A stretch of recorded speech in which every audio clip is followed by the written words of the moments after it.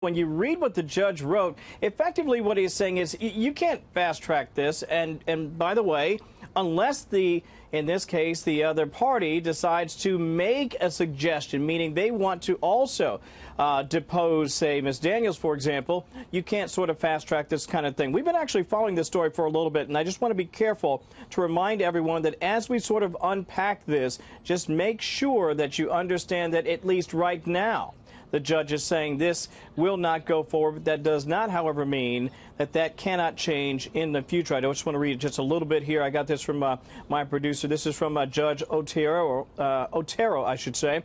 The parties are advised that the instant litigation is not the most important matter on the court's docket. Requests for expedited proceedings, hearings, and discovery are not clearly supported by the record and the law are discouraged. Now, what does all that mean? Basically, what it means is a federal judge in Los Angeles says that motion to expedite a trial and a deposition of the president and his lawyer frankly failed to meet I want to slide in another detail, if I can, with you, Kevin, because we both are reading some of the things that have been flagged from Judge Otero. The suggestion that some of the issues pushed forward by Stormy Daniels may have merit, while the plaintiff is correct that a party alleged to be in default is entitled to demand a jury trial, a valid question regarding the making of an arbitration agreement, which is, what they're trying to avoid. They want this to go to trial from the Stormy Daniels point. But what this is saying is that it doesn't mean that this is going to go away. And I want to slide that in because you're looking at some of the same breaking details that I am. And so let's piece this together.